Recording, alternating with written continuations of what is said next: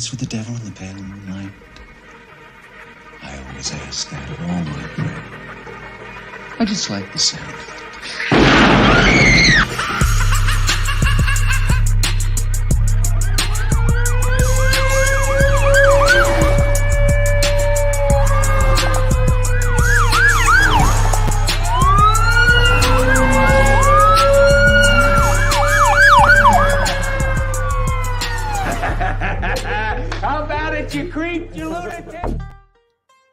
What is the deal, Raider Nation? Happy Thursday morning. Yes, indeed. Welcome to Good Morning Raider Nation Live Podcast right here on Raiders Allegiance with yours truly, Lunatic Raider. We're going to dig into today, as the title says in the thumbnail, what's wrong? What's wrong with the coaching? Told you, everybody is not off limits, damn it. We handled the offense 2 days ago. We did defense yesterday. Today we'll be discussing how do we feel about the play calling. And I'm talking about as far as defense as well as offense. What does the schemes and the play calling, are they doing what they should be doing with the weapons they have? I say there was a difference between week 1 and week 2 on offense. Defense, defensive tackle worries me. We're good against the run, but and we discussed this yesterday. We're good against the run, but man, that pass rush, I don't know what they're trying to do, how they're trying to do it. With Chandler Jones on the end, just they were trying to contain Kyler Murray, but they did a horrible job in the second half of doing that shit. But yeah, there's a lot to discuss.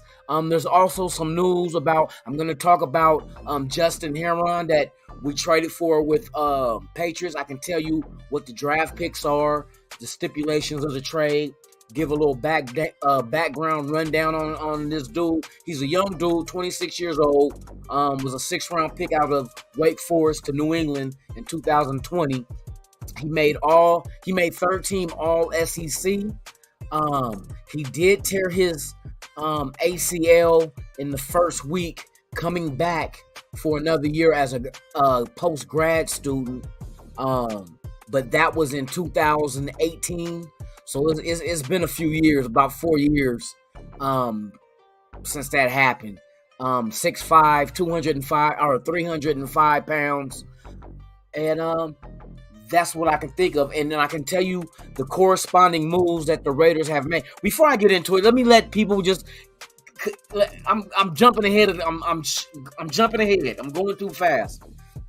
Let people go ahead and hit those clicks that I just sent out there for the link of coming to this show. Shout out to everybody in the chat. I'm going to get to you guys in just one moment. I just want to give people an opportunity to go ahead and hit that link and come up in here, because I do this all the damn time. While that countdown's going, I'm shooting links out. Bing, bing, bing. I'm shooting links like a porno. I'm shooting links out. There go Lunatic again. There go Lunatic. Hey, shout out to everybody that is here already, man. To those that are pulling up, I'll get into my little spiel in a minute. I'm going to let that number go up. We almost had 20 at 19. We got 19 viewers right now, man. Hey, keep it coming. Keep it coming, man. We got some stuff to talk about. It is Thursday. Happy Thursday. Tomorrow's Friday. You know what tomorrow is, right? Y'all, you know what tomorrow is right here on the channel? I know the regulars know. The new guys, you don't know though, huh? Well, for the regular season, every Friday before we go into a weekend against an opponent, it's called Fuck Your Team Friday. We gonna go hard on the heads of the fan base of the team that we're playing this weekend, as well as the tweets and the bullshit they say. But you know what I noticed these last couple of weeks? Last week and this week, since they teams ain't doing good, they ain't talking shit. So I'm gonna be honored to go ahead and start the shit talking my shit on these other teams. Since y'all scared to do it because you ain't winning, we're gonna show you how the nation get down. We fear no one. We fear no one. And we stay talking our shit. Win, lose, or tie, Raiders till I die, fool. Hey, you don't understand that shit. We don't give a fuck. we gonna talk our shit. You can beat us, you can tie us, or we can whoop your ass, and we gonna still talk that shit because that's just what we do. So shout out to everybody that's out there. We got 20 people. That's why I was waiting on the magic number 20. To those who are here for the very first time, welcome to Raiders Allegiance. This is the Good Morning Raider Nation live podcast with yours truly, Lunatic Raider. Welcome. Feel free to jump in the chat, correspond with other Raider Nation members, and hey, we does this, man. We a family. So you know what I mean? We're gonna get into it. What this title of this show today is what's wrong with the coaching, because we're breaking down everything in the 3 phases. I'm not messing with the special teams because the special teams perform. There is nothing wrong with special teams at all. They're performing. But the offense and defense, there's a little bit of hiccups jumping off that we, like, us fans is like, man, what the fuck is going on? You know what I mean? Why in week 1 you didn't establish the run? Week 2 you did, and then you got away from it. So we discussed that. Now we're going to discuss the coaching. Are we content with the competence of our coaches? Is Patrick Graham somebody that you want to be like, well, just give him a minute, let him? It's a new scheme, new system, new players in it, and we got players missing on the starting defense that's out with injury. You know what I mean? No Trayvon Morey, no Perryman.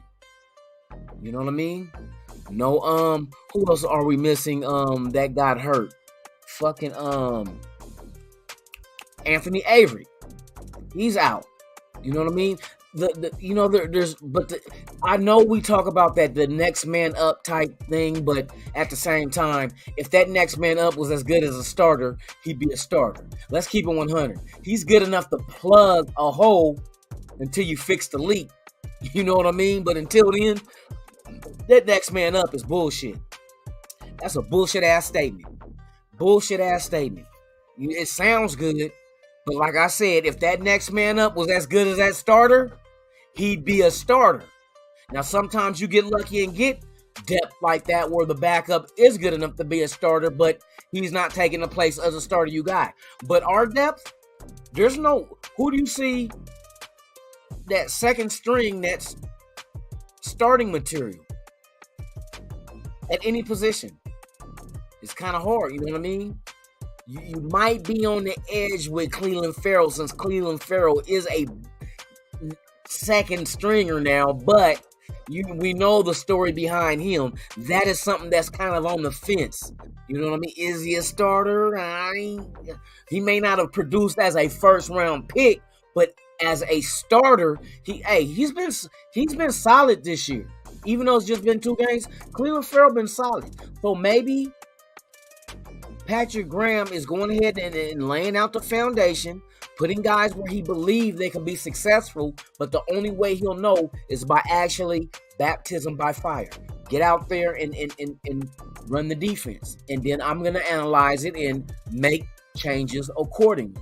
If you cannot handle the position and the job that you must do to make this defense go, then it's going to be the next man up, and maybe he's the one to go ahead and come in here and better at doing what I expect of him. I, meaning Patrick Graham, I expect of him, you know what I mean, to make this defense successful. So maybe he's just tinkering right now, you know what I mean, and the injuries cause you to do the same thing. If somebody goes down, who is the guy you know what I mean? Do I bring the next guy up, or do I move this guy over and bring another guy up into a whole different position just to go ahead and, you know, fill out the defense, such as moving a corner to moving him to slot. You know what I mean? Maybe he's better, you know, like when we had Nate Hobbs and Averett was healthy, both of them can play corner, because obviously we got Hobbs playing corner, but they can play slot as well, you know, playing at Nick. So with that being said, maybe Patrick Graham is moving stuff around or seeing what best suits what we're trying to do as far as personnel goes. So that's one thing. And that's defensive side. Since we covered defense yesterday, we're talking about the coaching.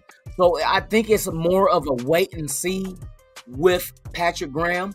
I like what Patrick Graham is doing with Abram. I like the fact that Hobbs is out there. That's what made Trayvon Mullen expendable. Was Hobbs. Hobbs is going to be a beast, you guys. Hey, and I know you guys know this as well. Hobbs is going to be one of them dudes that everybody overlooked, but the Raiders didn't, and develop him into being something that's like we haven't seen in a while in the secondary. And that's all we want. You know what I mean? To me, that was a pick he had last week.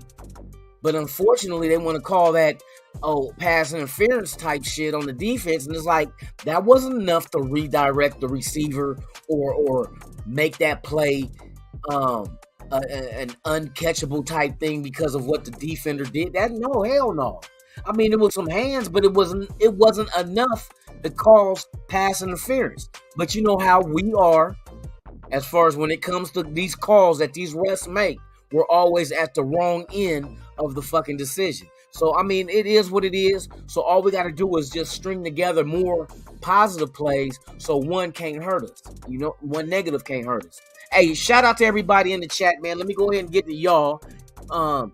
My extended family, man. Hey, shout out to Michael Guerrero. Salute to you, my guy. Thank you for pulling up. What's going on, 303 Raider? Hey, thank you for pulling up as well. Navy Vet 44, salute to you, my guy. It is a pleasure to have you here. Raider being Raiders. You already know. That shit won't stop and don't stop. Who else we got in here? Oh shit, we got Nation Nightmare DSR. Salute to you, my guy. Thank you for pulling up, man, and spending your morning with me. Who else we got in here? Raiders Down Under. My guy, man. What is the deal, man? It's good to see you, man. Thank you for pulling up. For real. Ozzy in the house, man. For real. Who else we got? Van City Raider. Can't forget about my guy. Good morning to you, man. Hey, thank you for pulling up. NorCal Raider. Jesse is in the house. Salute to you as well, my friend. Who else is in the house? LA Dream Team is in the house. Snoops Hernandez, my guy. Salute to you, man. Hey, you already know. Hey, we gonna get to that part in a minute, bruh. We gonna get to that part in a minute. I'm gonna shout y'all out first, though. You know what I mean? Hey, Raider Jim, what is the deal, man? Shout out to you, my guy. Thank you for pulling up and blessing me with your presence, man. It's a pleasure. B. Al's in the house, man. Hey, that's right, man. Hey, share, like, and subscribe, y'all. That's all we ask. Share, like, and subscribe. If this is your first time here, please subscribe. Hit that like. And also, while you're down there, hey, hit that notification bell, because I do tend every so often just to do a pop-up. I do a pop-up like how these guys be doing their pop-up shops when they're selling stuff places. Well, I'm doing the same thing on YouTube. I'm just going to pop up and do a show. Whether it's a live press conference like yesterday, breaking news, whatever. It can happen and it will happen. So, hey, to be notified, hit that notification bell so you guys can be in the know of everything that I do. Hey, I appreciate it. Okay, let's see. Back to the chat, man. Let's see who else is out there, man. Oh, Holly Tanner's in the house. How you doing, dear? Hey, good morning to you. Thank you for pulling up. It is always a pleasure to see each and every one of you guys, man. I'm telling you. Okay. Oh, what I just say? Give Butler and Morrison some snaps at linebacker. You know what? That too. And you know what? It's going to lead to it. Because, like, I guess Perryman and Morrig and them has not returned to practice yet. And right now, this is Thursday. You know what I mean? So, why not? But see, the way Patrick Graham talked, was it yesterday or the day before? He made it seem like that he didn't feel, without him saying they didn't make him feel, but just the wording that he used made it seem like that the guys weren't ready yet to be out there, you know what I mean, starting or getting snaps. Because the way he put it, he said that whenever they'll play, basically they'll play when they're ready. When they're ready, they'll be out there, you know what I mean, producing. So the way he worded it, I can't remember exactly verbatim, but something along that lines that it made it sound like he wasn't confident in them ready going out there, which is understandable when you're dealing with rookies. You know what I mean? Let them develop. Let them get to the part. You might give them a couple of snaps here and there just to get a feel for how they got a feel of the game and how much of the defense they have, absorbed. So maybe you do a little tester and just throw them out here and there just to see. If they can hold their own, then hey, give them more snaps. But I think that's the best way to go, is to go ahead and don't just throw everything at them at one time. Just gradually work them in. See how they do this Sunday versus the Titans. And if they give us a good showing as far as on defense with Masterson and Butler, hey, give them more. Give them more. See how much they can handle. You know what I mean? They might surprise us. And they might surprise us with live regular season games, even though we've seen what they did in the preseason. But it's preseason. You're not exactly facing the elite counterparts in the preseason, because everybody's trying to preserve their starters and give them limited action so they don't have as much, I ain't going to say opportunity, but have as much exposure to injury. You know what I mean? So, I understand. To me, it's kind of like damned if you do, damned if you don't. You're damned if you do because you're trying to prevent injury, but they're not knocking the rust off. And damned if you don't, because you can put them out there and they can get injured while trying to knock the rust off. So, it's you just got to find a fine meeting point in between. Give them a couple of snaps, not too many. But then again, only one snap is all you need for something drastic to happen to change the whole outlook of your season. Like, look at the Niners. Even though that wasn't preseason, Trey Lance get out there and bam, broke his leg, tore some ligaments and all that other shit. So now he's gone for the season. Thank God they didn't trade Garoppolo, because I heard that the Cowboys were interested in trying to get him. Look at Dak Prescott. He out. Like, shit can happen. You know what I mean? As much as a lot of people like to down Carr, if Carr goes down, I don't think Stidham, just because Stidham knows the playbook, does not mean his physical abilities is, on that level to go ahead and take this team anywhere. I'm just saying. You're a backup for a reason. No matter, two different teams, you've been a backup.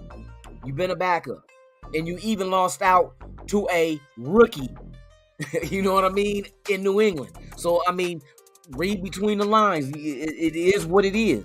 He might be a good, serviceable backup, but as a starter, like I said, a lot of times the next man up ain't good enough to be the man up. You know what I mean? So, it is what it is, man. Hey, shout out to everybody. Teamer, and man, Teamer fucking sucks monkey. Man, what does he suck? Let me not get too explicit, but let's make it, let's get it understood. He sucks cadaver balls. He sucks cadaver balls. He's a necro ball sucker. He sucks dead man's balls. That's how much he sucks. He's a necro testicle licker. Hey, Raider Ben, you hit that shit on the motherfucking head. He said it's like if Levitt and fucking Harris had a baby, that would be impossible. Gay sex does not lead to impregnation. Now, let me quit, man. Let me quit. Yeah, but he sucks necro. He's a necro testicle licker. Let's say what it is. Hey, yeah, man, Teamer is fuck.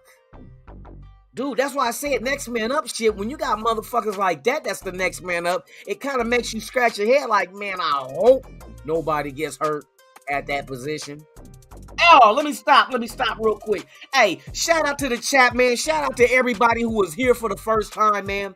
Hey, without you, I ain't shit. I'm just a regular ass motherfucker with a foul mouth. That drink a lot of beer and alcohol. And fuck a lot. And that's all I am. That's all I am without you. With you guys, I provide content that's entertaining as well as informative, because you guys are my motivation to make sure I do this shit on a level that you guys respect as well as enjoy. So with that being said, man, hey, if you guys are here for the first time, please subscribe, hit that like button. To you that's always been popping up and supporting this channel, thank you guys. We are steady climbing and reaching, or not reaching, but heading towards the goal of 1,000 subscribers, and I couldn't do it without you guys. Like I say, without you, there's no me, and without us, there's no nation. There's only one nation, the motherfucking Raider Nation. You heard that shit? So with that being said, man, the first drink is always for you guys. I salute you guys for your support, and hey, you guys are here every morning, 7 a.m. with me. Weekdays, you know what I mean? Y'all rock with me for real, for real. Y'all don't just say y'all gonna do it. Y'all do it. So do the damn thing. Hey, shout out to you guys, man. Hey, this first one is for Raider Nation. Man, let's go into Tennessee this motherfucking Sunday and slap the shit out of somebody, okay? Let's just slap the shit out of somebody. God damn it. Let's go.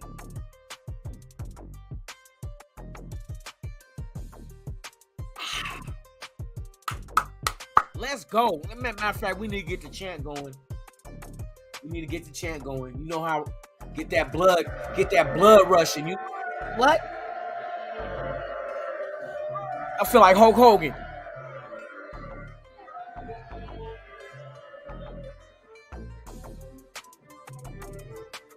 That's right, baby. It's nothing but the autumn wind, baby. For real, for real. Shout out to everybody that's out there. Let me see if anybody else popped their head in. Oh, yes, they have. Oh, shit. A couple of people I seen. Nutty Raider Nate, what's the deal, man? What's the deal? Hey, what is the forecast for Tennessee Sunday, you guys? Is it rain? Is there rain in the forecast? Hey, yeah, Teamer sucks. Hey, what the fuck? I mean, was he like the last motherfucker to make it a 53-man roster? Is that why they kept him? We gotta have 53, so just sign him. What the fuck? Or is he good at making the powdered Gatorade? I don't know if y'all remember or know that shit. I remember in high school, our Gatorade was in a bag. It was powdered that they made. Wasn't sweet as nothing. It was just powdered. It was unsweetened, flavored, whatever the fuck it was they had us drinking out of that shit during football practice. This back in the day, man. A big old bag of Gatorade was powdered form, and they made it in the motherfucking big jug, man, and it had no sweetness to it. Whoa! You talk about some bitter ass shit. For real. Hey, Nutty Raider Nate, is it supposed to rain though? I'm just curious. Because that can change the whole dynamics of it. Well, not could change, it will change. Hey, Damian Bonds, you up? Oh, you woke up early enough to get on the show, huh? To check out this. Oh, okay. You set your alarm at 6:30? You set your alarm at 6:30? My guy. He got it when the roosters got the roosting. When the boosters get the boosting. You know what I mean? When the looters started looting. He's up with them. Hey, shout out to my guy, Damian Butler. Hey, Bonds, if you guys have not done so, there is a Raider song. My guy, Damian Bonds, got a bomb-ass song for this season called Raider Baby. I know some of you heard it.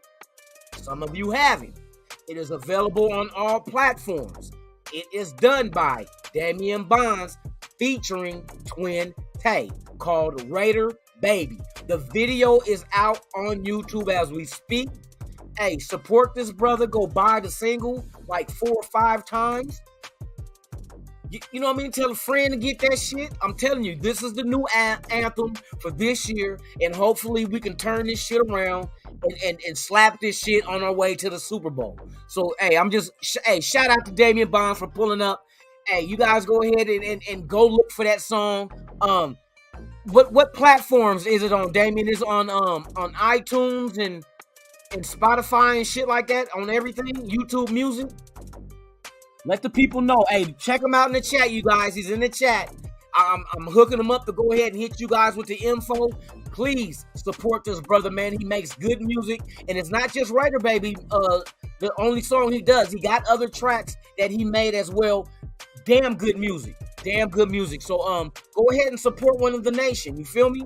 So hey, shout out to him, man. Thank you for pulling up this morning.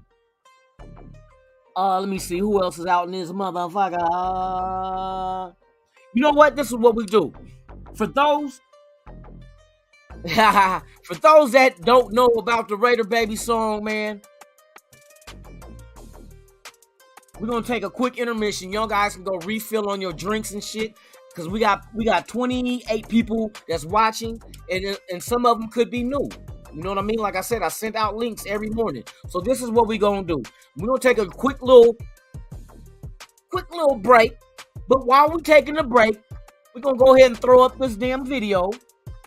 For those who have not seen Raider Baby, I'm telling you, you guys are gonna love this shit. I'm telling you, this shit is cracking for real. So with that being said, here's a little intermission. You guys go, get your drink, go pee, go do all that good shit. And I'll be right back after the video. Hey, peep it out. Raider Baby. Damian Bonds featuring Twin Tay. You heard about those new Jordans? Yeah.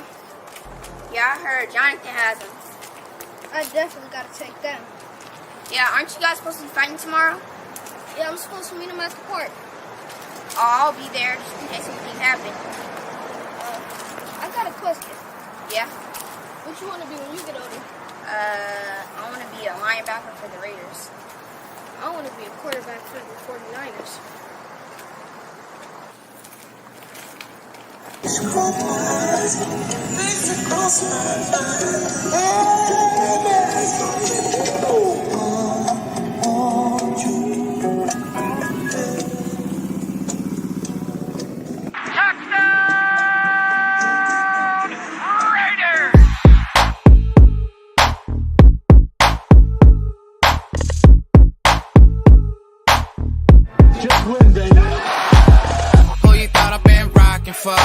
Ever since a kid, it's been patching skulls. Black and white, you see it on my flags and poles. I'm a Raider, baby, you ain't gotta ask to know. I'm a Raider, baby, you ain't gotta ask to know. I'm a Raider, baby, you ain't gotta ask to know. I'm a Raider, baby, you ain't gotta ask to know. I'm a Raider, baby, you ain't gotta ask to know. I'm a Raider, baby, all you ever heard about my lips. I went twitching, I went breaking when Brady was winning chips. Went to LA, then to Oakland, and now we up on the strip.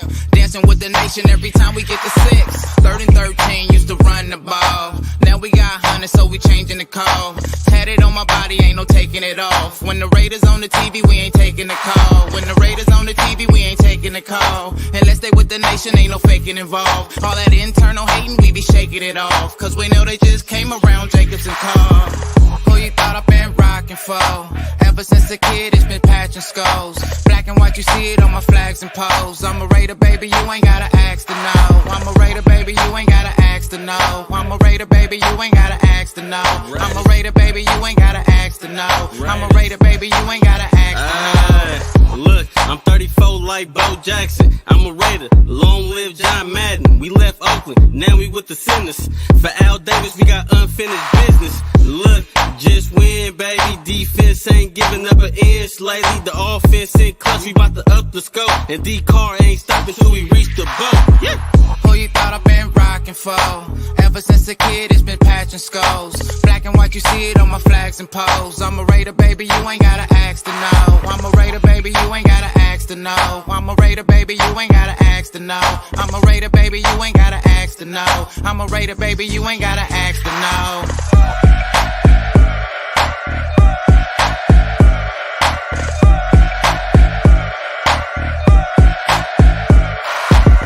Who you thought I've been rocking for?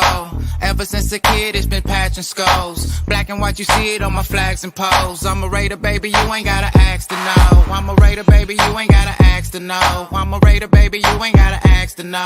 I'm a Raider, baby, you ain't gotta ask to know. I'm a Raider, baby, you ain't gotta ask to know.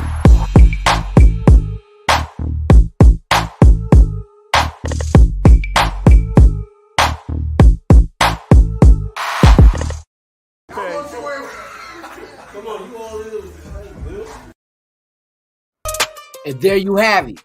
Raider Baby, Damian Bonds featuring Twin motherfucking K. Y'all rock that shit, man. Y'all slap that shit. Throw that shit in your car, on your Bluetooth speaker, when you at the game tailgating, slap that shit. Let these motherfuckers know, man, we've been doing this shit, nigga, since we was crawling, sucking on pacifiers. So let's do this shit, y'all. Hey, shout out to the homie for pulling up, man. Hey, y'all support this man's music.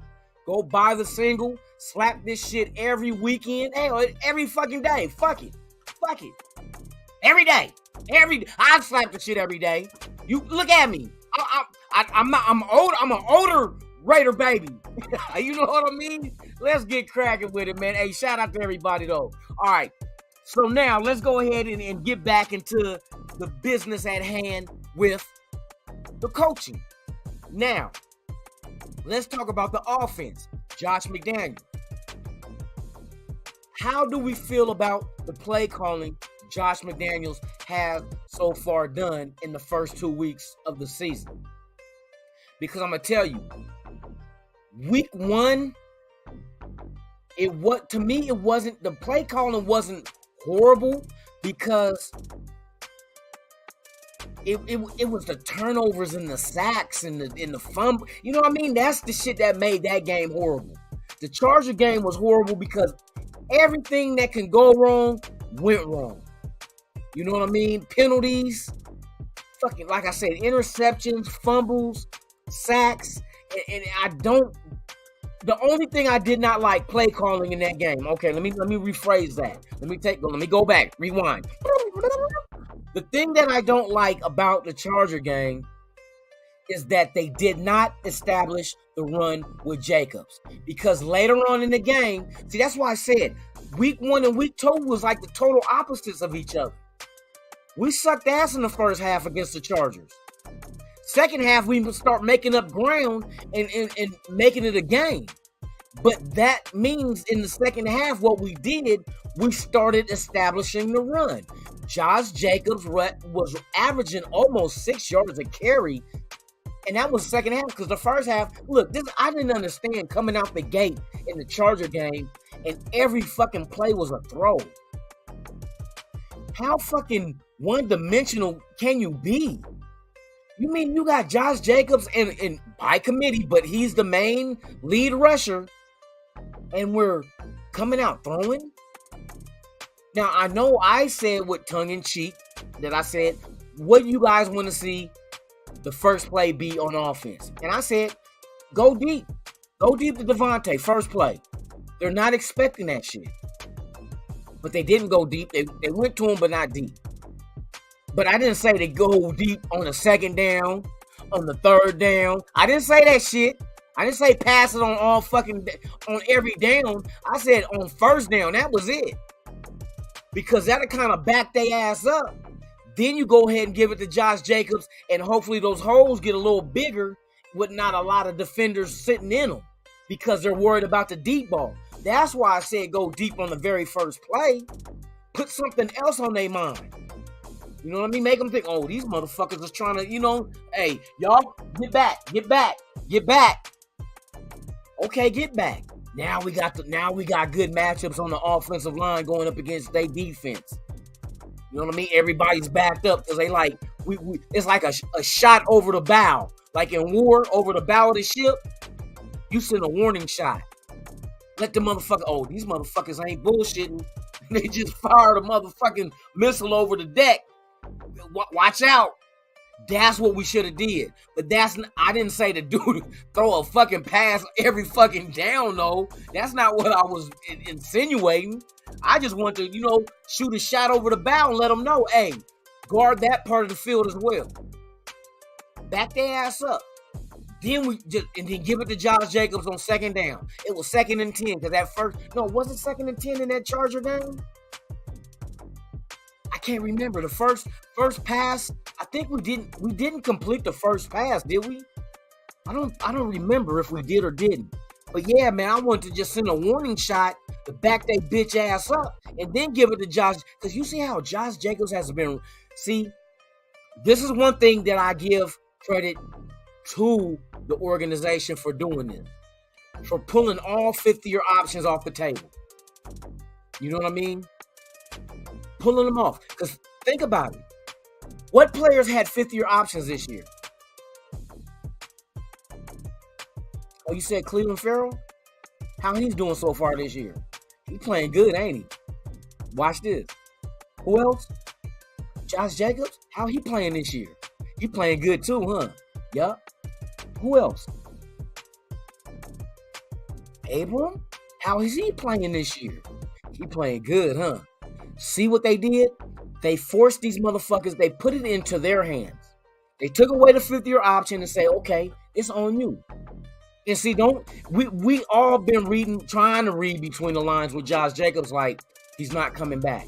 That is not 100% true. He might not be back, but if this motherfucker keep running like he's been running and he stays healthy for the whole season, you gotta, as the front office of this team, you have to sit there and think, hey, maybe we need to go ahead and give him a good deal. Because how many running backs that's going to be out there in free agency? We like Zeus, but we don't want Zeus to go 30, 35 carries a game. I think those days are long gone in the NFL. What running back actually gets 30, 35 touches every game? It is highly unlikely that it's something that we're going to look forward to with Zeus. You know what I mean? Let alone Josh Jacobs. 20 maybe? 20 is about right, especially if you're trying to run a balanced offense. 20 is solid. But that's just, I'm saying touches. That's even short passes, all that shit, screen pass, all that shit. Touches, about 20 times. Just to have you a balanced offense. You want to keep defenses honest with your play calling. You know what I mean? You can't just be pass heavy. You can't be run heavy. You got to find a medium. You know what I mean? And we got the talent on this offense to have a medium. Some teams don't even have that luxury. They got a mediocre running back. You know what I mean? The quarterback ain't that great. You might have a star receiver because they came for the bag. You know what I mean? Like for instance, Jacksonville. We'll go Jacksonville. They got a young quarterback. He's not where he can be, but they're still anticipating him becoming that. But then they went out in the offseason and they did spend big money on wide receivers. Now, Zay Jones, well, I mean, $10 million a year, number 2. That's what he is. Christian Kirk, number 1, making 20-something million a year from Arizona. They went out and got him. So at least they're providing the young quarterback with weapons. But it's on him to grow, to go ahead and develop. And the coaches have to do that. So on our team, it's like taking away the 5th-year option on Josh Jacobs to me was brilliant. Because look at how this man is running. He's running like I won a fucking contract. You know what I mean? He's running like, give me my fucking money. And hey, you in Vegas, gamble on yourself, man. Gamble. Gamble, young lion, gamble. You know what I mean? Go get your bag. But Josh Jacobs needs to understand it's all on him. You can't blame them for not giving you your 5th-year option. And you can't blame them if you don't produce trying to get the bag, whether it's with us or another team. But right now, this motherfucker look like he's trying to earn the bag. His rushing, he's running hard. He is not going down on first contact. His yards after contact are nice. You know what I mean? He's making motherfuckers miss in open field. He's doing everything right. The only thing that ain't been done right on the offense is the coaching not implementing the run from the get-go. You look what Josh Jacobs is doing. And that's why when we got to week 2, Arizona, they established the run. How did Josh Jacobs look? Strong, huh? Making a miss. Hard to bring down. Okay, so keep doing that shit. But oh no. We get to the second half, and it seemed like the Josh Jacobs dissipated into the wind, into the autumn wind. We didn't hear from him. You know what I mean? All of a sudden we were busy. The defense on the field long ass times because little Lucky Charm ass motherfucker running around 80 yards in 20 seconds and then scoring, throwing touchdowns, 2-point conversions. And part of the problem was the play calling. We should have went ahead and just start running it down their fucking throat. When you're up 20-0, fuck it. It's the closest thing to being conservative without being conservative, especially when you got a run game like we got with Josh Jacobs and the rest of the guys with him. We have the luxury of being able to run down your throat for the rest of the game and to win it. Just like we should have ran down your throat the end of the game to win it. But no, they went to the pass. You mean to tell me you went to a pass play where if the pass was dropped, the clock stops? We don't want to leave time on the clock. Not for them to come down and do whatever. Run the ball. Run the ball. Have Josh Jacobs run to whatever hash mark you try to have him run to. Set up the kicker. We got a damn good kicker. You already kicked one from 55 yards with room to spare on an indoor stadium with no weather conditions to bother to kick. What the fuck happened? Coaching.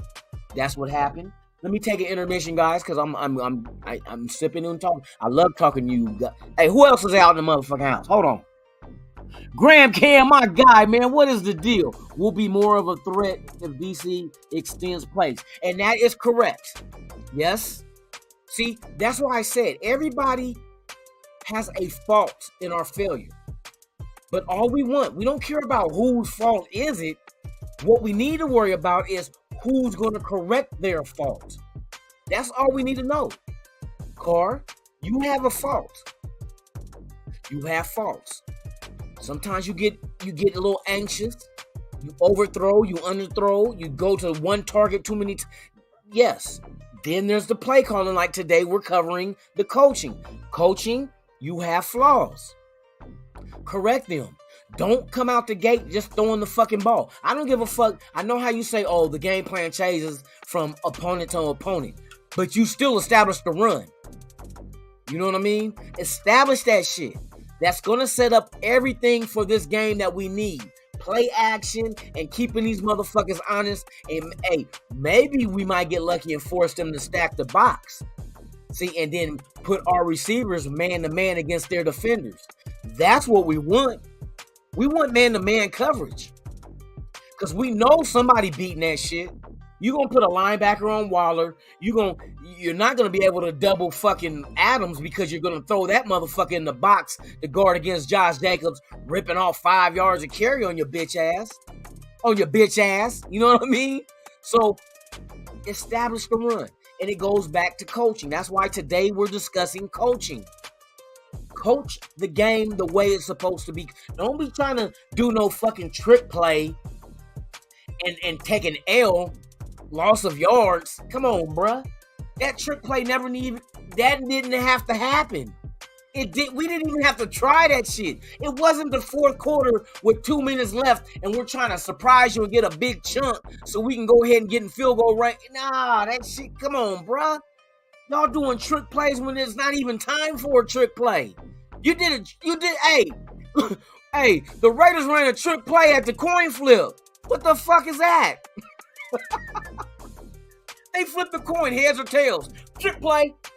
Like, no, heads or tails. It's like they was anxious to do a trick play that they just threw one in there. And that shit didn't even fucking work, man. That shit was so horrible. For real. Let me see. Because it's preseason, don't forget Josh lost 4 yards. No. Yeah, I mean, that happens too, though. But more times than not, Josh Jacobs is on the positive end of his carries and not negative. You know what I mean? So it happens because sometimes he tries to do things that he's not really his strengths. Like, for instance, running the east and west is not Josh Jacobs' strength. North and south, this motherfucker need to go north. Because he runs hard, but he does not have the speed to go east and west. That's where Zeus comes in. Oh, excuse me. Zamir White has that east-west flow to him. He has that 4.4 speed to get out there on the edge and beat the defender. Josh Jacobs don't. You know what I mean? Because you got to factor in the fact that sometimes these receivers ain't going to get, they're not the greatest of blockers. Let's keep it 100. These receivers are not the greatest of blockers when it comes to letting them fucking running back hit east and west. You know what I mean? Especially when they lack the speed to really outrun. Because you remember, I don't know if you guys watched the Raiders YouTube channel when they have the mic up. Did you hear the mic up with Zamir White? If you have not, Zamir White specifically said when he scored that touchdown, he's like, man, he said, I love a foot race. He knows running to the outside is his thing. Fuck it, let's have a foot race. Because he's not a slow dude. You know what I mean? And just because a motherfucker was clocked at a 4.4 at the combine, don't mean he only runs a 4.4. I ran track. I'm telling you. A 4.4 is just what he was clocked at that time. That's why I said when we do the combine, what they need to do to check the real 40 time, have a motherfucker run and run from a pit bull. Let a pit bull be on his ass. I bet you that 4.4 would be like a 4.2, 4.26. Or look, here's better yet, this is what other motherfuckers say. Because it's not easy to run by yourself. There's no competition. There's nothing motivating you. There's nothing pushing you. You're just running, but you got to have a threat of something. So why not have these guys run the 40 against each other? Like to have two men run the 40 at the same time. You'll get the best speed out of them. Trust me, every time. Put them against somebody. When you have the combine next, put the running backs versus the running backs, the linemen versus the linemen. Have somebody on both sides of them, and you'll get a better 40 time than them just running by themselves.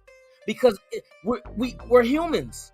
The competitive nature is in us. So you digging down deep, whereas you're just running fast by yourself. You know what I mean? You got to give them. Why you think at the dog races, back in the day, they used to have the rabbit at the dog races to make them run, but they changed it with the bone because it's inhumane to have another. Get the fuck out of here with that. But that's how, that PETA shit. They didn't want rabbits used. And it wasn't a real rabbit. It was a rabbit on a thing to make the dogs trace. Give them motivation to run fast. So, I suggest at the next combine, you pair motherfuckers up for the 40 time. Put this guy over here. Put this guy over here. Whoever's clocking them, and they have different rope, different ribbons. You know what I mean? For the the electronic time. That when he hits his string, stops his time, hit his own. Not the same one, but two different. But have them run against each other. You will get a better 40 time, a more realistic 40 time. Because when you're playing football, you're being chased. You're not on the field by yourself running for a touchdown. You're being chased by defenders. That's their real 40 time. That's why there's some players that like Jerry Rice look faster than he did for his 40 time. Because when somebody's trying to tackle you, you trying to get the fuck up out of there. You putting it in that gear that you don't see at the combine. So that's my suggestion. I always thought that shit. Make these motherfuckers run against each other in the 40.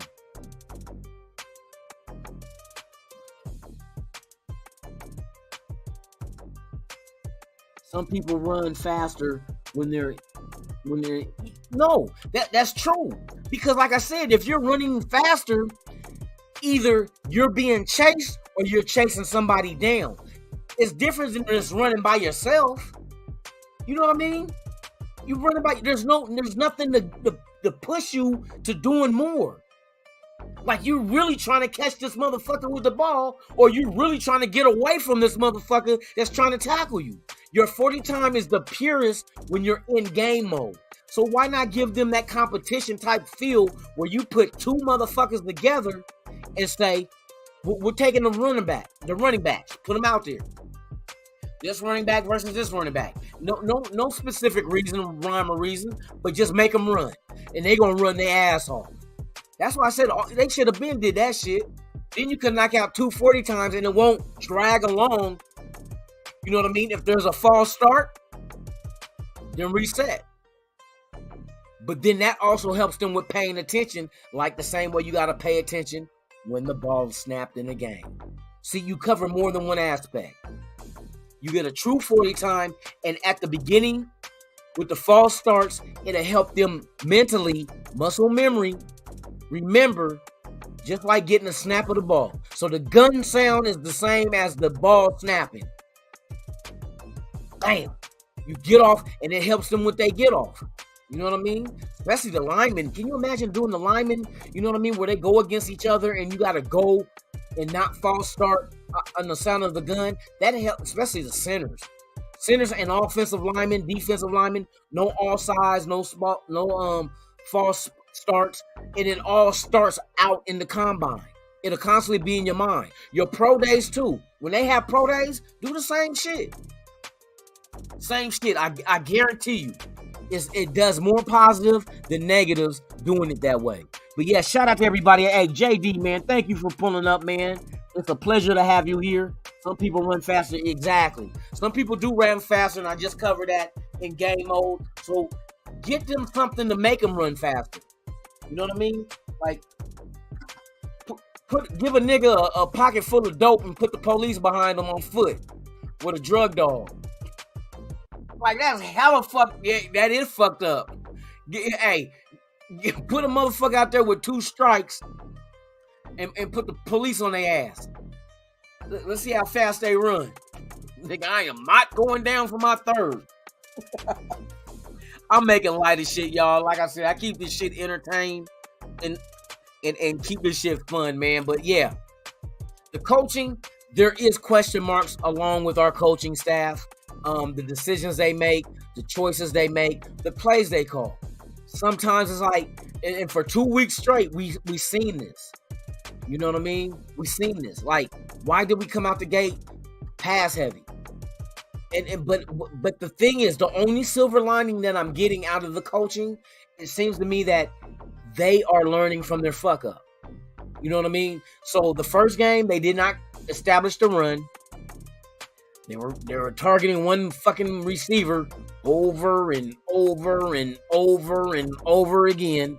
And then game 2, week 2 against the Chargers, they established a run and had multiple different receiving targets. I think Carr had 7 receivers in the Arizona game. But then the shit that pissed me off, what happened to coaching, they changed from week to week. They adjusted and they did well. But then within the same game, they did another adjustment that fucked everything off all over again. That second half of that Arizona game, they fucked off by trying to change something that was not broke. Like the old saying, if it ain't broke, don't fix it. And these motherfuckers try to fix it. And what happened? You let a team come back 20-0 and win the fucking game in overtime. You know what I mean? Hey, Daryl Bruce, man, what is the deal, man? Thank you for pulling up, man. Top of the morning to you, my guy. Thank you for pulling up, spending the time with us. Yes, we do need. That's what we're talking about the coaching today. You know what I mean? What went wrong with the coaching? There's a lot of things that went wrong from week to week. You know what I mean? And it's sad that we corrected the wrongs from week 1 to week 2, but then we created new wrongs during week 2. See, that's the, you know what I mean? It's like we jumped out the frying pan into the oven. We jumped out the frying pan of coming out doing what the whack ass shit we was doing in week 1. We fixed it. It looked like we established the run. Josh Jacobs was running hard. They're spreading the ball around. They just didn't try to force feed Adams. They was going to Mac Hollins. They went to Renfro, even though the outcome of that later on in the game wasn't too great. But they did it. They went to Waller. You know what I mean? But then they got away from the run. And it's like you did some dumb shit all over, some new shit all over in the second game after fixing what went wrong from the first week. But hopefully it's a progression. So hopefully, third week, Tennessee, all of it's fixed. Because I don't see nothing else that can go wrong the way that shit went wrong with the offense and defense for changing up the way they did. You know what I mean? You're facing another quarterback in Tennessee who's mobile too and got Henry in the backfield. So mobility and stopping the run should be no issue in this game because that's what our defensive tackles and our defense is good at doing, stopping the run. But boy, oh boy, do not become tunnel visioned by just watching and stopping the run, because if these motherfuckers play action fuck us up and get us in the air, man, I'm telling you, do not fall asleep on that shit. Do not just focus on Henry or the quarterback running, Henry running, the quarterback running. Because if this motherfucker just catch us sleeping with a play action and nobody is there to defend the fucking receiver, it's going to be a long day. It's going to be a long day. And I hope that our coaching staff, along with the play calling, dial up the right plays against this fucking team that we're facing Sunday. You know what I mean? It works into our favor that they're a run-heavy team, but running ain't the only thing they can do. Let's let that be known. Running is not the only thing they can do. Just like us, running is not the only thing that we can do. I think we can be a balanced team, but it all depends on the individuals out there playing as well as the play calling from the coaches to make that happen. You know what I mean? No more brain farts. The bullshit ass penalties. Stop doing that shit. Stop calling stupid. Stop outthinking yourself with play calling, because that's what it looks like to me. That you're outthinking yourself. Oh, let's try this. The trick play to me was you're outthinking. You did not need that trick play. There was no need for it. Everything else you was doing was working. Josh Jacobs was working. Your receivers was working. But I mean, come on now. Sometimes you overthink shit and you do too much. As they say, you're putting 10 on 2. You're doing too much. You're doing too much. Stop doing that shit. Play within the confines of your game plan. You know what I mean? Don't all of a sudden abruptly stop shit and switch it up when there's no need to. If your offense is working, keep doing what you're doing. You keep doing it until it ain't working, and then you change that shit. But if it's working, fuck it. Stop us. Stop us if you can. You know what I mean? Shout out to Ozzy Raider, man, in the house, man. Let me see what he say. Carr needs to run faster when the DE knocks linemen on their ass. Like I said, everybody has something they need to fix. You know what I mean? Has something they need to fix. Carr has some things he needs to fix. Let's keep this motherfucking shit 100. You know what I mean? Like I said, I explained this shit the other day. That there's two things that can happen when shit go wrong. And I'm talking about from a fan standpoint. If the motherfucker making all the fucking wrong decisions and all the errors is somebody that you idolize and you like, you tend to make up excuses. But if you a motherfucker that see the game for what the game is and you're straddling the fence, your dedication is to the team and not to the players. Do you see the reasons? And there's reasons why shit go wrong.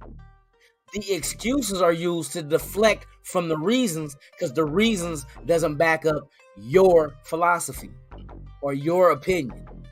So when things don't go your way, then you come up with an excuse. Oh, like I say, and I keep saying this shit because it was a good ass fucking example. That they blame Carr for Renfro's fumbles. How? How can you blame Carr for Renfro's fumbles? It wasn't a handoff and Carr fucked up on the handoff.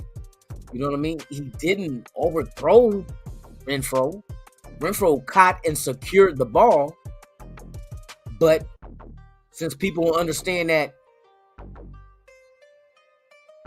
from one aspect they don't like the dude, and the other aspect they love the dude. That's where the division is coming between. One player is dividing a lot of people's opinion. You know, where you hate a motherfucker so bad that you just everything he do ain't right. Look at him. He breathing funny. He blinked. His blinking is fucked up. You know, sometimes the shit just, there's some people out there that's really like that. And it's not just football. It's a lot of shit that, you know, motherfuckers hate, that they just gonna nitpick at everything that you do. Even when you do right shit, they stay quiet.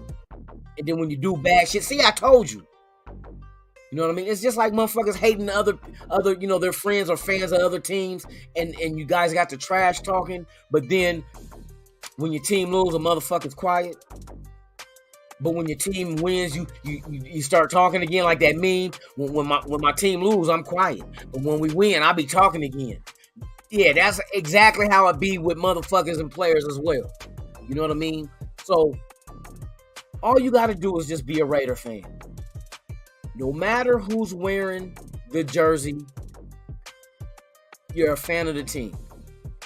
You know what I mean? So stop looking for narratives to prove your opinion right.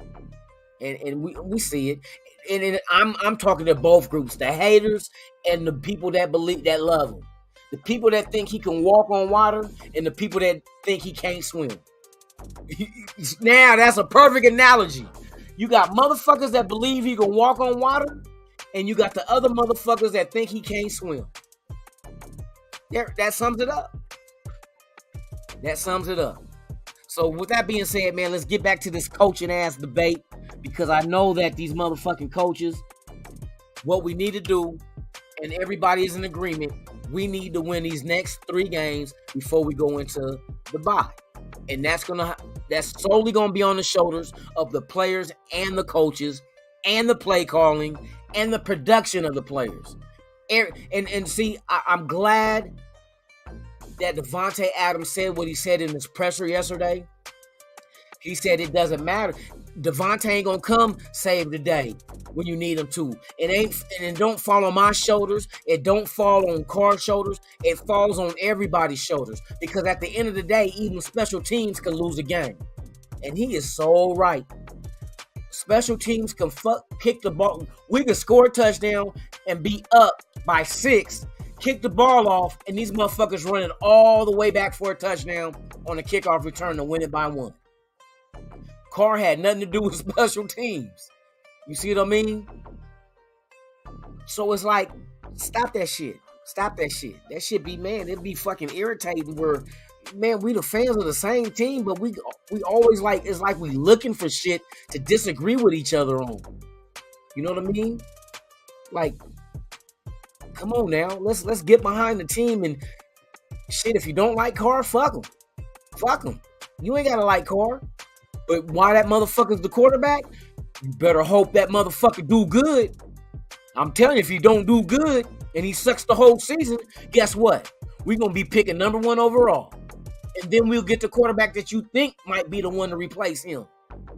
And then we got to wait. What, how long? We thought we had the right one with Jamarcus Russell when we had the number 1 overall pick. It's still a crapshoot. It's a gamble. Number 1 quarterbacks being drafted number 1 overall does not mean that motherfucker's going to be a Hall of Famer. So now you're going to risk the chance of, okay,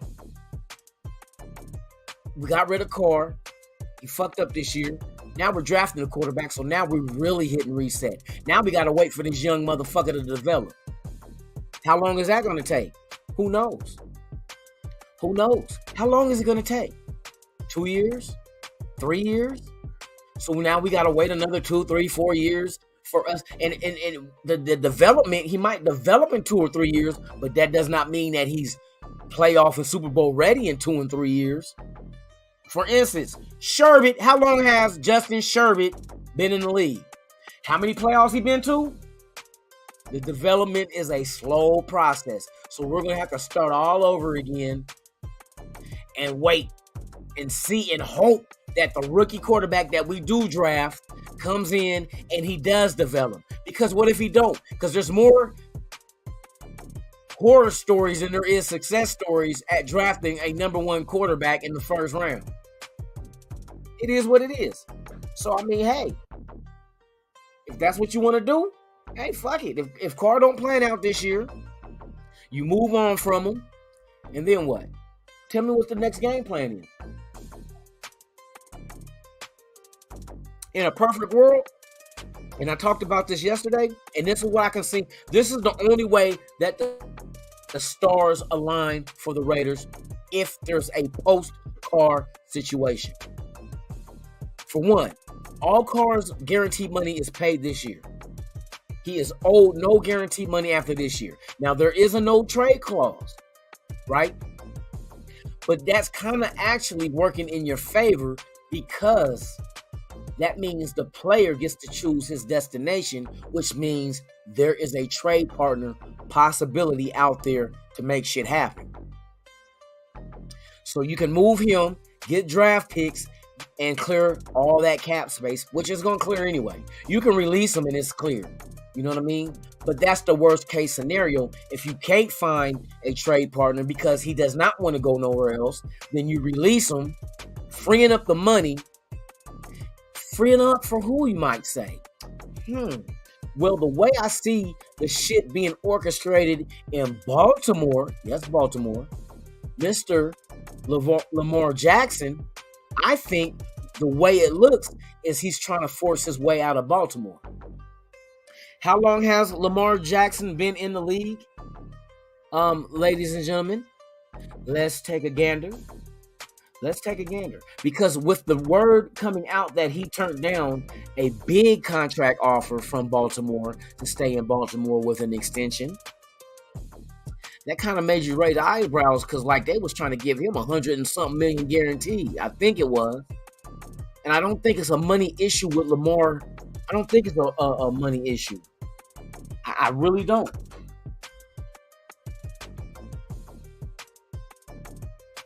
I don't think it's a money issue because that was a whole lot of money they threw at his ass. He said no. And then the other rumor floating around is people close to him are saying Lamar says he will not play under a franchise tag. Usually when a player denies and refuses to play under a franchise tag, because look at it. Do you know what the franchise tag is? Do you know what dictates to a player how much they make with a franchise tag? What a franchise tag does is averages the top 5 players at the same position you play, and that's exactly what you get for 1 year guaranteed. How many new quarterback deals happened this year that was lucrative? Deshaun Watson, right? Derek Carr's contract, his extension, right? Then you also have Russell Wilson's contract, right? So now you got to average all those contracts, and that's what's going to dictate to Lamar Jackson what he makes for 1 year under the franchise tag. Why would he deny that? And all that money for 1 year is guaranteed. Why would he not play under the franchise tag? I'll tell you why. He don't want to be there. He does not want to be there. And see, that also indicates to me if he does not want to be there, where would he like to go? What team is set up to be able to free up shit to get him to come to their team? And what I mean by free up means, is there a quarterback that's under contract that has a lot of guaranteed money? So like, look at it like this. Lamar is not nowhere going to Cleveland because of Deshaun Watson. He ain't going to Denver. He's not going to, maybe Tampa Bay might, you know what I mean? If this is Brady's last year, that could be a possibility. So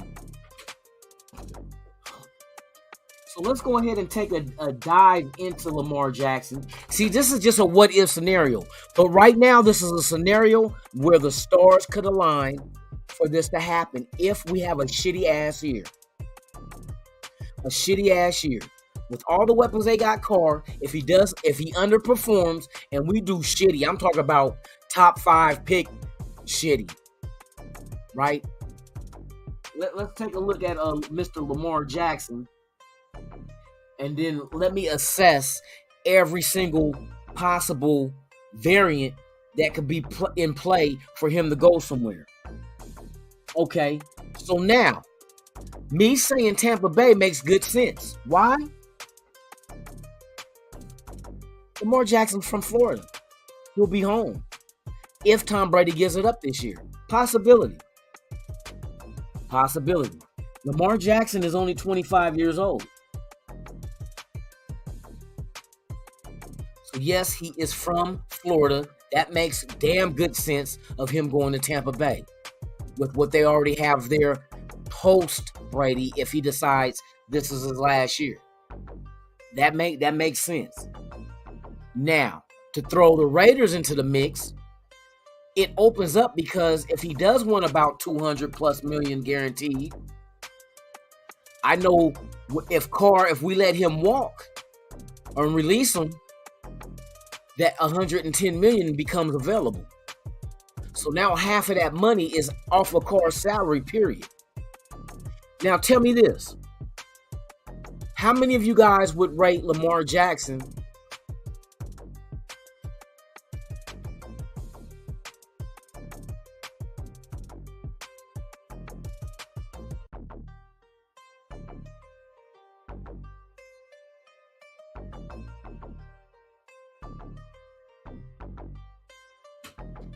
honestly, do you rate Lamar Jackson over Carr? In my opinion, Lamar Jackson's better than Derek Carr. Hands down. He brings another dimension to the quarterback position that Carr lacks.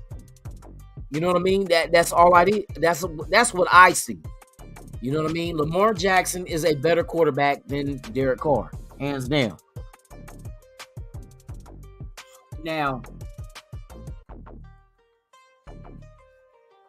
the thing with me is, looking at Lamar Jackson's career, he is going into his 5th year. The 5th year option, being drafted in the 1st round. So this is his last year under contract. And while he's been playing, he's been the MVP in 2019, first team All-Pro in 2019, 2-time Pro Bowl in 2019, 2021, NFL passing touchdowns leader in 2019, Burt Bell Award in 2019, Heisman Trophy in 2016, Maxwell Award in 2016. This guy's been accumulating all this hardware because he's a damn good quarterback. And he has that second dimension about him that we have not seen since Michael Vick. How would you imagine the Raiders offense would look with Lamar Jackson in it rather than Derek Carr? Let's go ahead and let's tap dance on this shit real quick. You know what I mean? Let's tap dance on this shit. How many of you agree that this offense because you got to remember, if we let Carr go after this year because we sucked ass. Now, this is how the stars will line up. For one, it most likely will be a sign and trade with Baltimore in order to get him. Baltimore is going to want 1st round picks, right? If some way or somehow you can trade Carr to a destination he's willing to go, how much is Carr worth in draft picks, in draft capital? How many 1st round picks? 1 1st round pick or 2? 2 1st round picks for Carr? Because somebody's going to want him. Somebody's going to want him bad enough to give you 2 1st round picks. I believe that. I think Carr is worth 2 1st round picks. Now, the other quarterbacks are worth more than that. The elite quarterbacks are worth more than 2 1st round picks. So with that being said, if you can get 2 1st round picks, whether they're If a team has 2 first rounds in the draft this year, or one this year and one next year, it's still 2 first round picks. So you add those 2 first round picks with your own first round pick, maybe that's good enough to pry. And especially if we suck ass, those are going to be high first round picks. Not all of them. It depends on who we trade Carr to give us their first round picks, where they will be drafted at. You know what I mean? But ours, if we have a fucked up ass year, it's going to be a high first round pick. This year, maybe we give them 4 first round picks. 2 picks we can get from Carr, and our first pick from this year, and our first pick or next year, 2023 and 2024, first picks from those drafts. 4 first round picks for Lamar Jackson. Would you do it? Would you do it? And then what Lamar will be coming into is Devontae Adams under contract, Renfrow under contract, Waller under contract. Running back has been taken care of. If Josh Jacobs do walk, you got Zamir White. So would that be a situation that Lamar Jackson would have to ponder if it ever became between Tampa Bay and the Raiders? He gets to come to Vegas. Both states are state income tax free, so that is not a factor in this decision because both of them don't have state income tax. But what it is, what team do you feel is better suited for Lamar Jackson? I think it's a bigger show with Lamar in Vegas.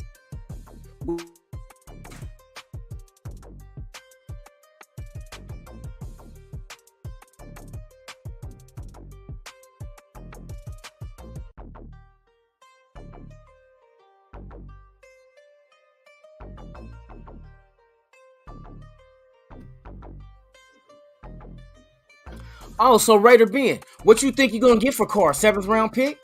You don't think somebody's willing to pay him or give up a first round pick for Carr? You don't think that's possible? At all? Somebody that's really in need of a quarterback?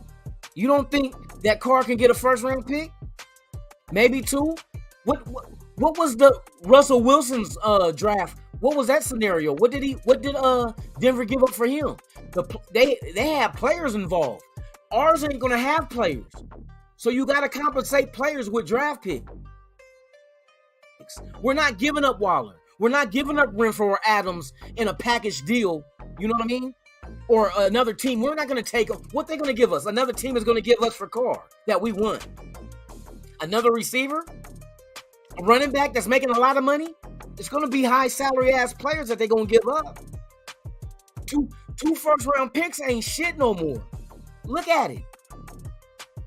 Now, I'm not saying we're going to get 2 first round picks, but the fact of the matter is when you go ahead and give a pick like a future pick, that future pick loses a value by 1 round. Did you know that? So if you give up a 2024 draft pick, that draft right now is only worth a 2nd round pick. Go look it up. Look it up. When you give off, because you don't know where that pick is going to be in the future. It's a gamble. So it loses 1 round value. Look that shit up. I looked it up. So that's the fact of the matter. A first round pick in the future that you get now is not worth a first round pick in the future. It's considered a 2nd round pick. And a 2nd round pick is worth a 3rd in the future. A 3rd round pick is a 4th in the future. You lose value with future picks. That is a fact. That's why I said first round picks are possible. Because you don't know what that first round pick, you're guessing at it, at what it's going to be. Now, after this season, we know what a first round pick in 2023 is going to be because it's already going to be set in stone. But you don't know what 2024, like for instance, we just traded with New England for a motherfucking offensive lineman for a 2024 6th round pick, and we get a 7th round pick in return with them. Those lose value. That 7th round pick is pretty much nothing. That's why they threw that shit in there. Because right now it's worth an 8th round pick and there's no 8 rounds. Come on, bro, look that shit up. That's why I said multiple first round picks is not the same as what you would think back in. It ain't no Herschel Walker deal. You know what I mean? The shit is done is different now.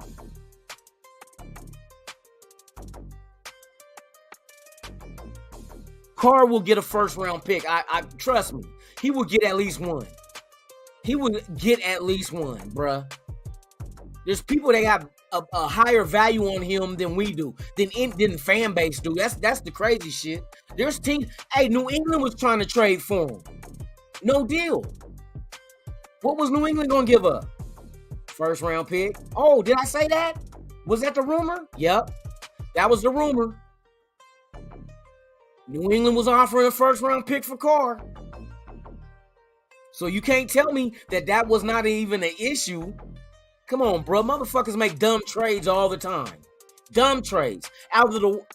Jerry Jones said the most prolific things about when it comes to trading.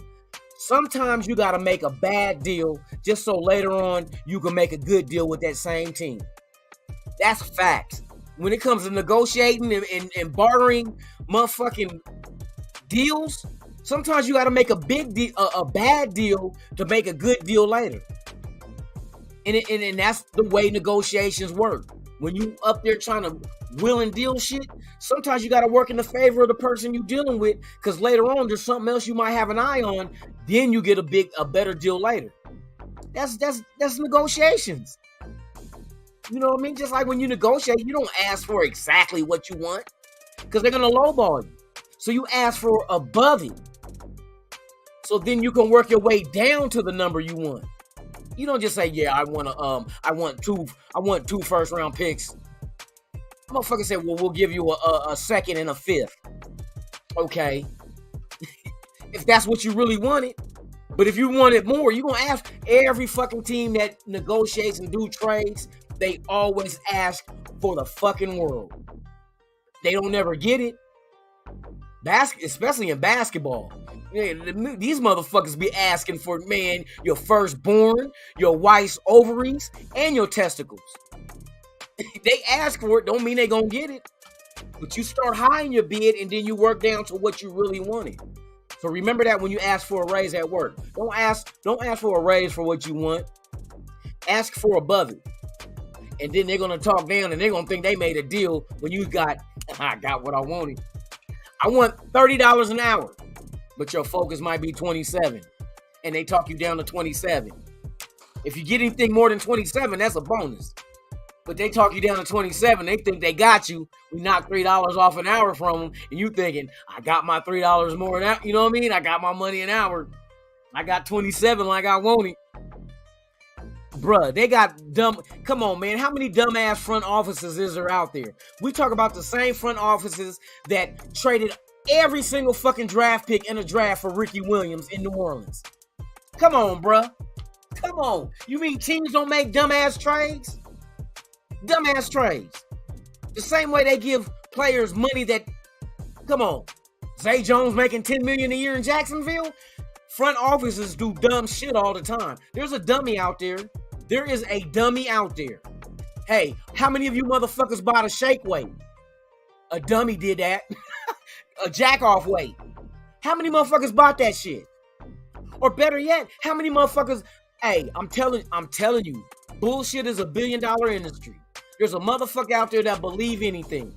Remember the copper bracelet to help you with your balance? How many motherfuckers bought that shit? I'm telling you, there's gullible motherfuckers in this world. And some of the motherfuckers are general managers for other teams. They make dumbass trades all the time. Come on, bruh. Dumbass trades all the time. Come on.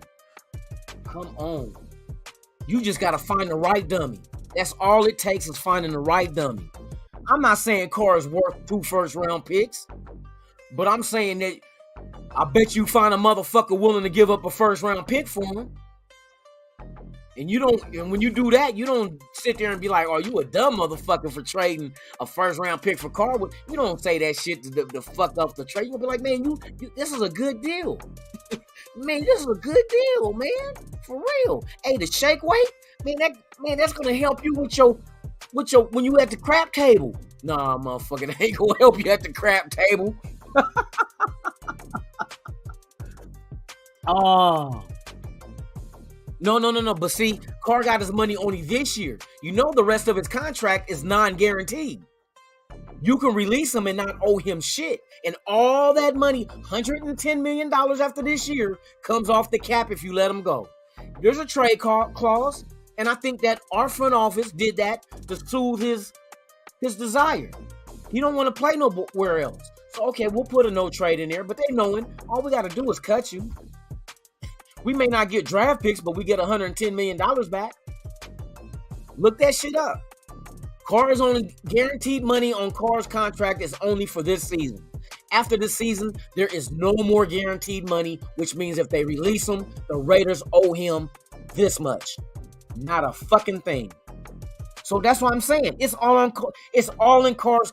Every contract that they set up, every fifth-year option they remove, they put the power in the player's hands. It's on you to dictate if we're going to keep you or not. It ain't. Our decision comes down to your performance, and that's how it's supposed to be. You don't pay a motherfucker because you're a first-round pick. You don't pay him because you reached or the former regime reached and grabbed a Leatherwood. You see, hey, how quick did they get rid of Leatherwood? They didn't even trade him. They cut his ass. He was a first-round pick. So that lets you know right there, they are not bullshitting. They don't give a fuck where you was drafted and how much money you making. They was willing to eat that shit. They was willing to eat Leatherwood's motherfucking contract just to get him off the team. Fortunately, Bears claimed him, so they pick up part of that fucking contract. So we don't have to pay all that shit now. You know what I mean? So if you were to release Carr, how many motherfuckers would have picked him up? Would pick him up? You know what I mean? You don't have to trade him. And I don't think it's a trade bait anyway. I'm just saying as far as if you were to get a first or two from him and he can go to a place that he wants to go, why not? But like I said, at the end of the day, the front office can cut him and take no losses. None. No losses at all. Period. That's the crazy shit that Carr agreed to that contract. But I guess getting your money up front is good shit, knowing that you're not getting the rest of that motherfucker. And every single extension, to me, is set up that same way. They're not fully guaranteed contracts. Now, Deshaun Watson, I told you what I tell you about dumbass front offices. Was that the dumbest move Cleveland Browns has ever made? To fully guarantee a serial jack-off artist his contract? This motherfucker's a serial jack-off artist. With a fully guaranteed contract, and his ass will be back, after week 6? I told you there's dumb motherfuckers in front offices in the world. You better, I bet you, if they didn't have Deshaun Watson in Cleveland, I bet you Cleveland give up 2 first rounds for Carr. I bet you that would have happened. Hold on, let me see. So I gotta see what this.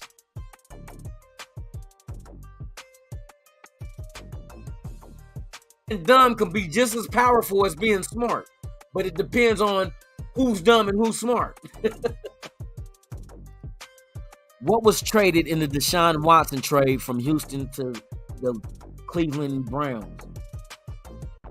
What was the trade? According to CBS Sports, on Monday, the official trade details were Watch released this. as Houston sent Watson and a 2024 sixth-round pick to the Browns in exchange for first-round picks in 2022, 2023, and 2024, along with a 2023 third-rounder and 2022 and 2024 fourth-round selections.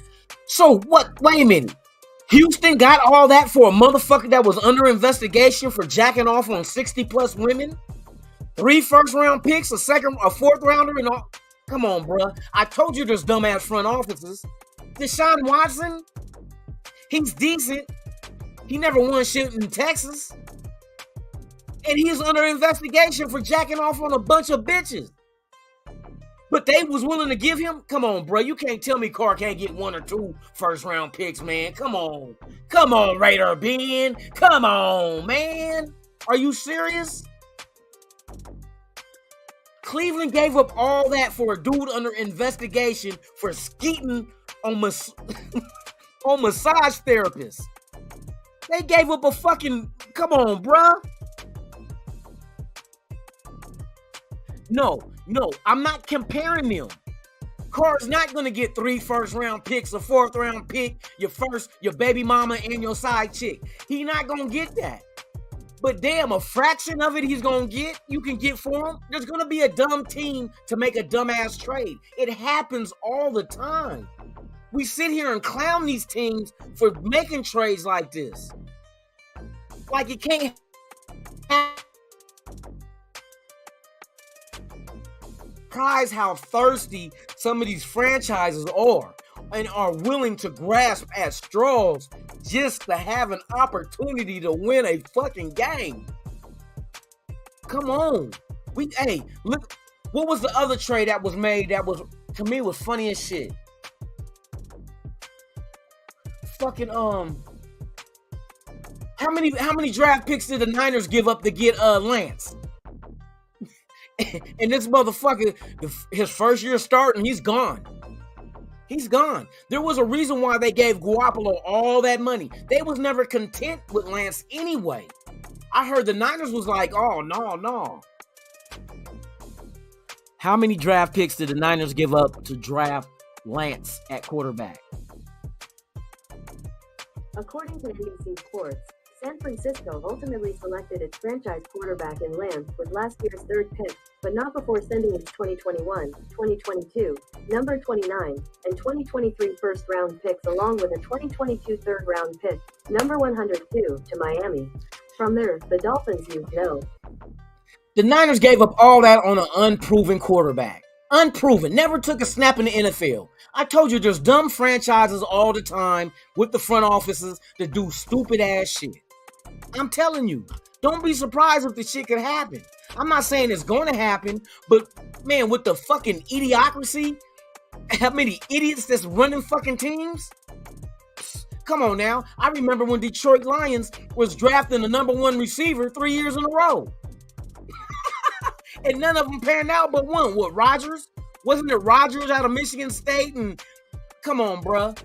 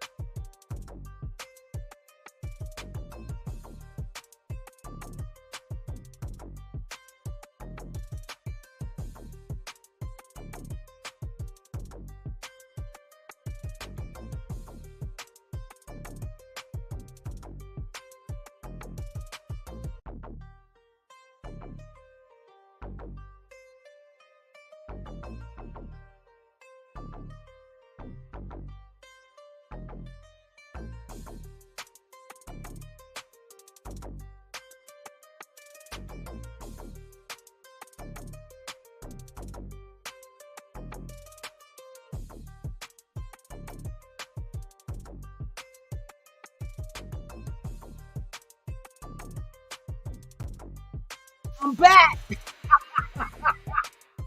Oh, I don't know what. Cox. If you guys got Cox as your internet, tell them to suck a Cox. For real.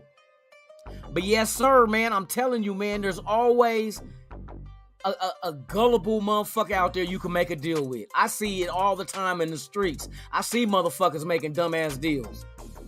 You know what I mean?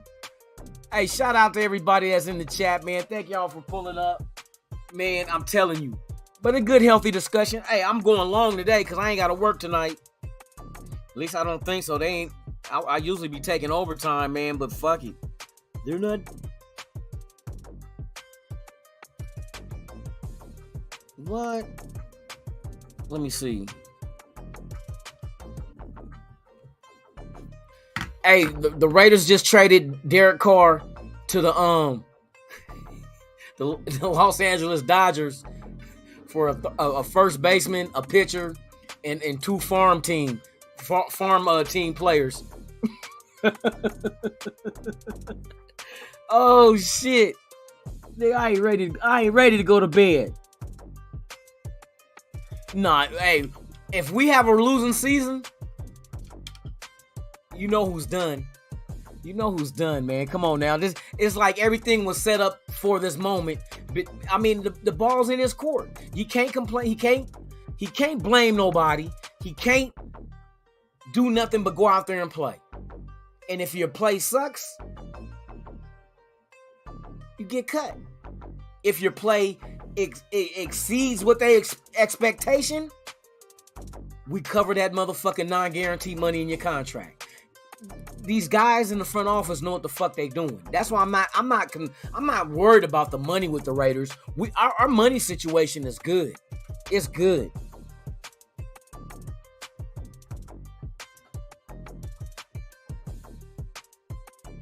No, you don't, Raider Ben. You think all the problems are on Carr, like the gas prices going up. You believe that prostitution, the cost for vagina went up, is his fault. I'm fucking with you, man. I don't be tripping off of that shit, man. I'm sitting here just trying to cover all angles. You know what I mean? Like, if Lamar Jackson became available and he went to play for the Raiders, could it be done? It could be done. The way the contract is set, the stars that they have on this team that Lamar would be playing with, it could be done. The money that he wants, it could be done. Is it going to be done? I highly doubt it. I think he ends up more with Tampa Bay than anything. I think that's the whole precursor. I think he understands that this should be and could be Tom Brady's last year. And after that, what is Tampa Bay going to have? No quarterback. So I believe that's what eventually is going to happen. I think Lamar Jackson is forcing his way out of Baltimore to make it to Tampa Bay. And it would be an easy deal because Baltimore will be trading out of the AFC into the NFC, which would not be, a drastic measure that's in their way of a Super Bowl. So I can see it happening. So I'm just throwing out all kind of fucking scenarios that could happen in case this season does not pan out the way it should pan out on paper. You know what I mean? I'm just covering on. Raider Ben, don't trip off me. I'm not saying that he gonna get two, but I'm saying if he did, because the whole conversation came down to being able to get Lamar Jackson. To move shit and then assets that you can get from Carr, you can add into your own assets to give the Baltimore to get Carr. That, you know what I mean? There's a lot of shit that goes into that shit. Is it gonna happen? Most likely not. You know what I mean? But I'm just, putting conversation out there to entertain the thought of if it could happen, could it? Do we have the assets? Do we have the money? Is this a place he would want to come? It could happen. But I wouldn't, like I said, I wouldn't bet my bottom dollar on that bitch. I mean, on that motherfucker. I ain't gonna call him a bitch. I'm up here doing sugar-free lyrics. I put my bottom dollar on that bitch. Oh, Raiderzilla, man, you late, man. You missed it. You missed it. Hey, Derek Carr and Devontae Adams got into a fight, and Derek Carr called Devontae Adams a bitch, and Devontae Adams was like, nigga, who you calling a bitch? He's like, who you calling a nigga? He said, I'm calling you a bitch, nigga. Hey, you missed it, man. I'm fucking with you, now. We were just talking some shit, some scenarios. Could it happen as far as getting Lamar Jackson into the Raiders uniform if Carr fails this year miserably, if he crashes and burns? You know what I mean? But I mean, it's not gonna happen, bro. I'm just throwing out shit. Yeah, it's we gotta come up with something because right now we 0-2.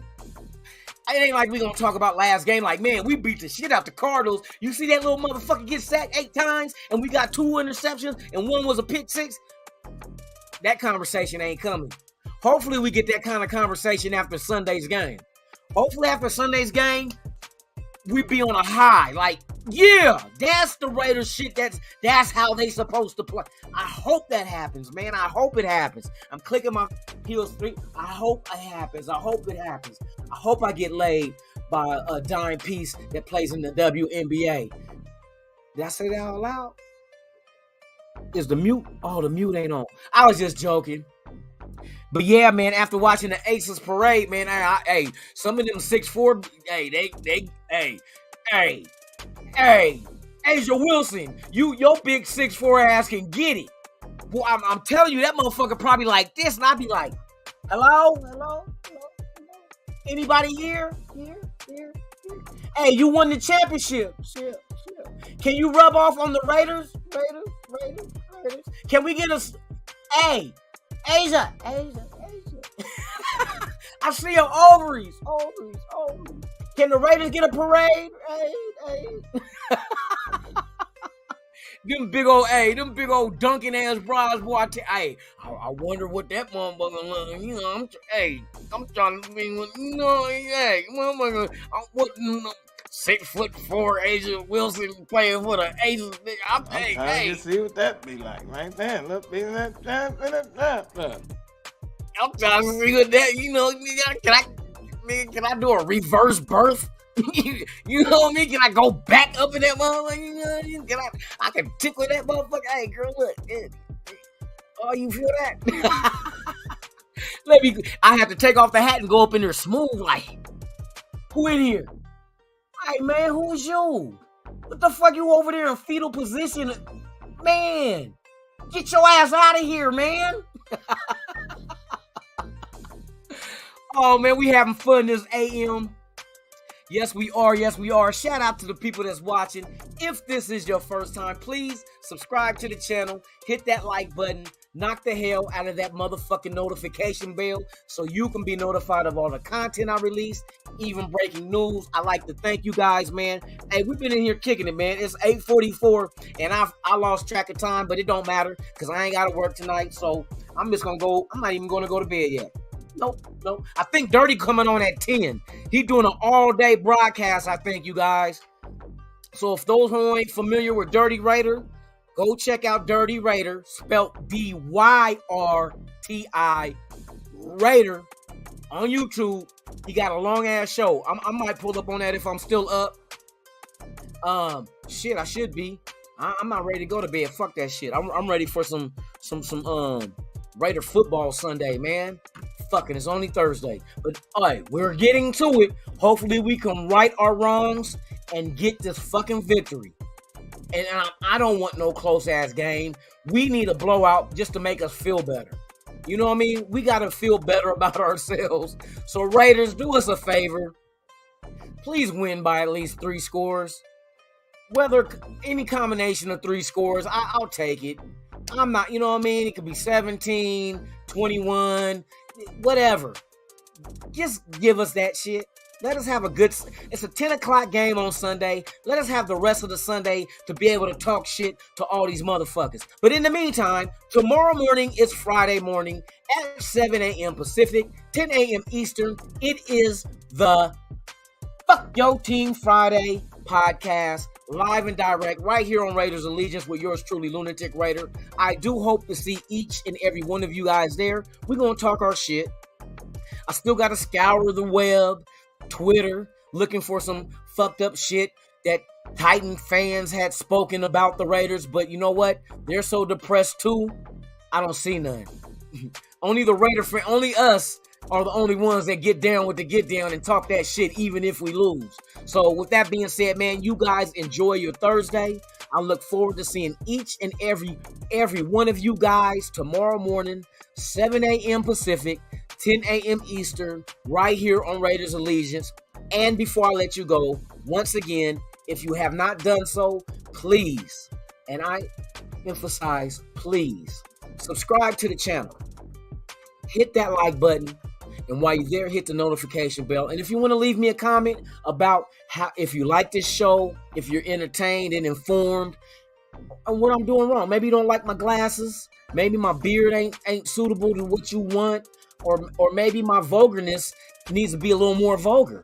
I'm down with it. I'm down with it. Just hit me up in the comments. Say Lunatic, you need to drop a little more F-bombs. You drop some, but I need like an F-bomb in every sentence. And that's fine. I know how to do that.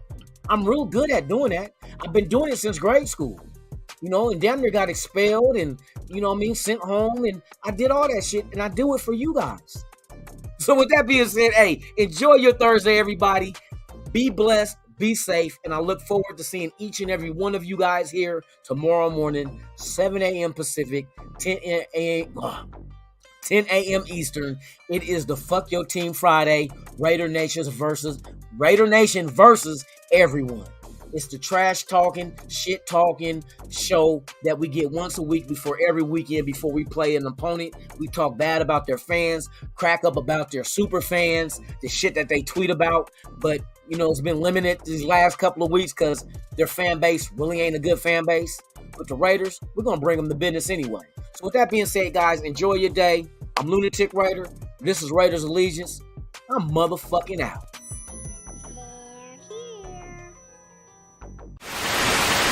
You ever dance with the devil in the pale moonlight? I always ask that of all my prey. I just like the sound of it.